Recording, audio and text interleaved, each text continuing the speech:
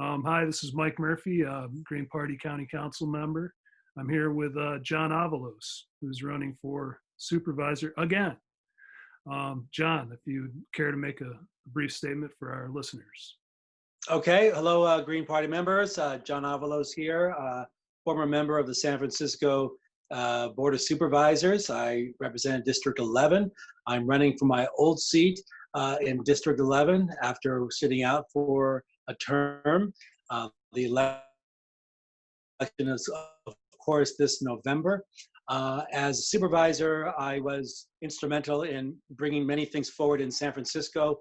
Worked on police accountability, environmental justice, fair and just budgeting, worked on creating the Clean Power SF program, and around police accountability work. I fought for years to defund the police department, to move money from the police into health and human services, looking at police overtime, but also trying to prevent oversaturation of policing in our communities and preventing academy classes from going forward. Wasn't always successful in that, but was successful in stopping tasers from being implemented in San Francisco for a time period, through public pressure, through hearings that we had done, and showcasing that the department had much more work to do in terms of intervening with people with mental health crises, not with force, but with actual understanding. They're still learning how to do that, but that was something we cared a lot about. In District 11, we have a huge need to revive a voice of working people to have a say for our future. We have a pandemic that's hitting us very, very hard, a housing crisis that hits us hard as well, and we're working to build a just and fair recovery for people who live here in District 11 and across the city. Based on my work on the... That's a great, concise statement. A lot of us Green Party members, we know you, as you've been there before. You did mention a couple things, pandemic planning and the housing crisis.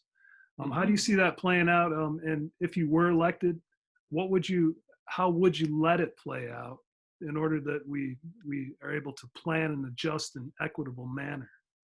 Well, we're seeing like the Board of Supervisors now take on housing as a public health issue, as a anti-racist issue, and those are going to be the mandates that are going to drive housing policy from now on.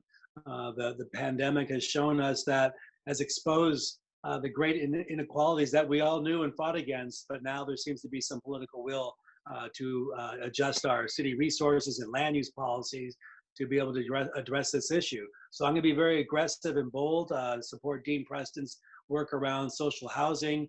I've been working on laying the foundation for the public bank, looking to actually use the public bank as a resource for financing housing. We also have a lot of Black and brown people who own their homes here, and we're going to see a foreclosure crisis hit again. So I put in place in the city a lot of structures for supporting homeowners who are at risk of losing their property, and I want to revive those and make sure that we're building on their promise going forward. So, and then we need nutrition and health resources in our communities to make sure that we have access to services. So I'll be fighting to expand those.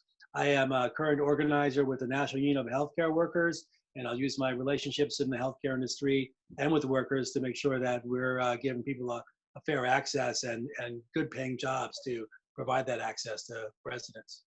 That's great. Are you going to bring back your sock puppets to seat warmers legislation and include the mayor's office this time? The sock puppets?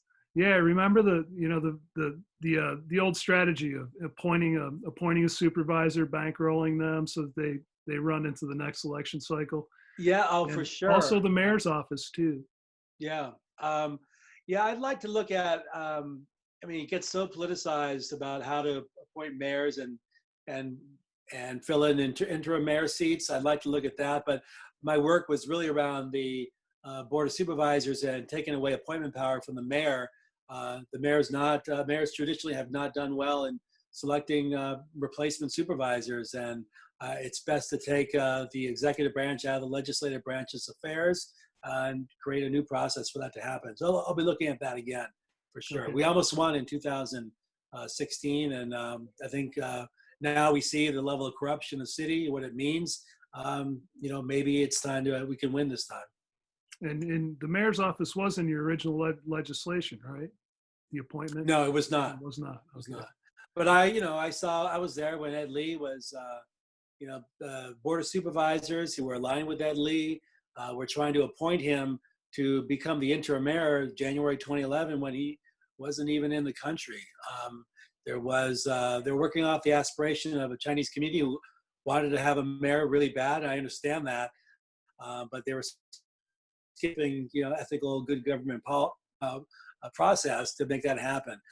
So I would want to avoid that type of politicking that really exposes us to corrupting influence that happens in these elections when No these more vacancies are. no more Game of Thrones. Right. That's yeah, right. yeah. Okay, John, I really appreciate you stopping by, and I know you have another meeting to go to, and we'll make sure that this statement gets out there and people get a look at it.